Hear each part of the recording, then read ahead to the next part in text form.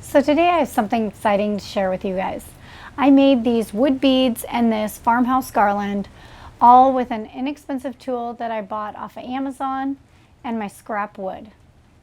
Pretty slick. Let me show you how it works. So I saw this kit on Amazon that was only $25 and it comes with things to make different size wooden beads. Let's see what's in here. The package came with 11 blades of various sizes, 2 extra screws, only showing one here as I already lost one, 1 shank, 1 tightening collar, 11 center drill bits, which will make the holes in the center of the beads. Only 7 shown here as I broke the other 4. More on that later. 1 wrench, 1 plastic holder. I headed to the loft to dig through my scrap wood pile. Even if your pile doesn't look like mine, I'm sure you can find some leftovers around your shop, and it doesn't take much to make these beads. The thickness of the wood is important. I would check this first. If you plan to drill down in this direction, lay your bit down to see how it fits.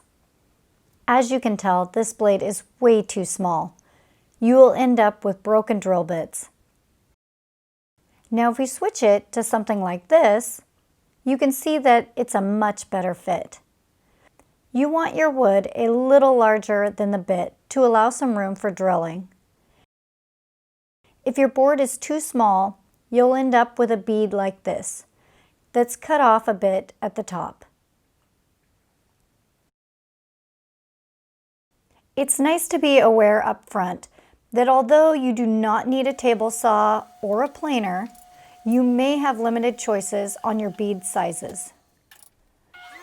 I used my planer to size down the wood that I had to fit the blade that I wanted.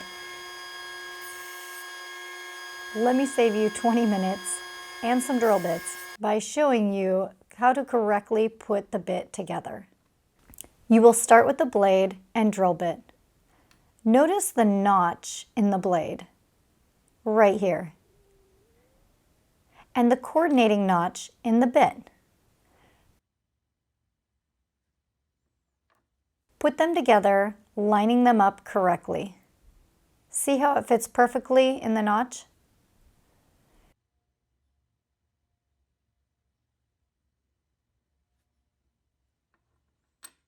Next, take the collar and put it over the shank.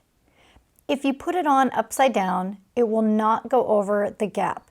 So you will need to flip the collar over, then it will slide to the top.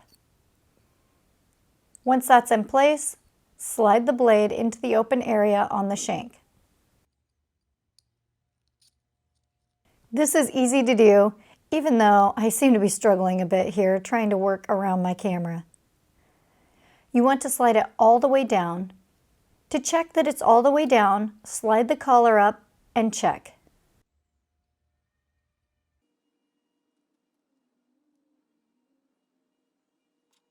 Take the wrench and start tightening the screws.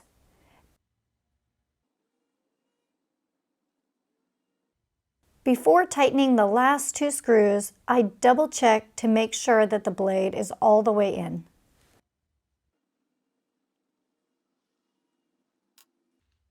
And this is what it should look like. It is all ready for the drill press.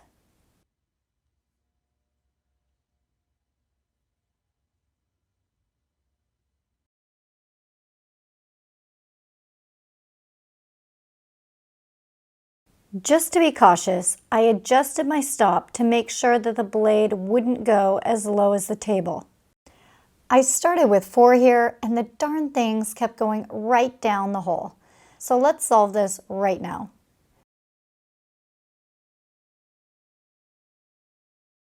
Using painter's tape, I taped the bottom of the hole.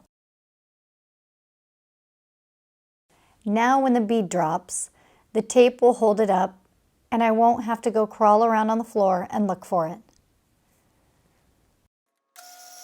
The best way I found to drill these is to drill down on one side until it makes a round shape.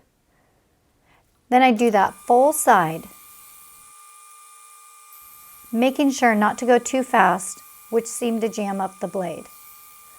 I also cleaned off the sawdust often.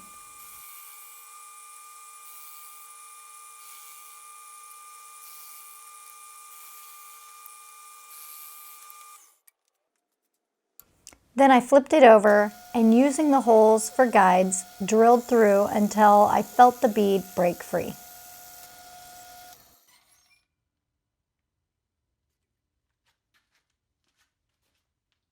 I also wasn't having much luck with the smaller beads, so I stuck to 16 millimeters and larger. I like these sizes best anyways.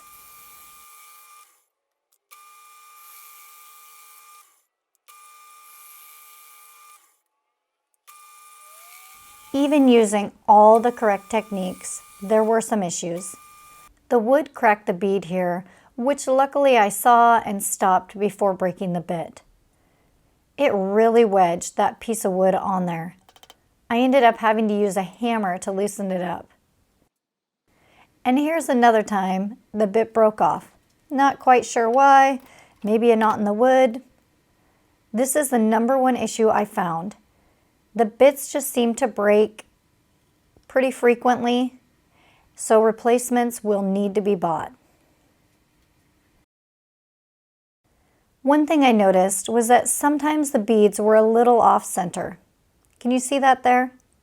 The top and bottom just don't line up exact. So I think what's happening is as I drill the top, it pushes the wood out the bottom, leaving a slight bump. If not smoothed out, this can cock the board slightly to one side, causing the blade to come in at a slight angle and not line up exactly top to bottom. Another thing to note, you'll see the walnut grain was pretty smooth throughout. There is the line in the middle, which could be sanded if you wanted, but I kind of like the rustic charm.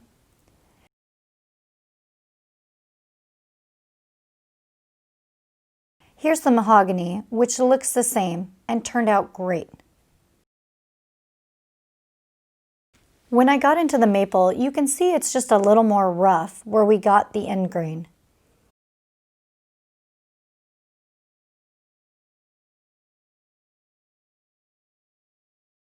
When I did smaller beads in the maple, they were so chewed up, I didn't like them.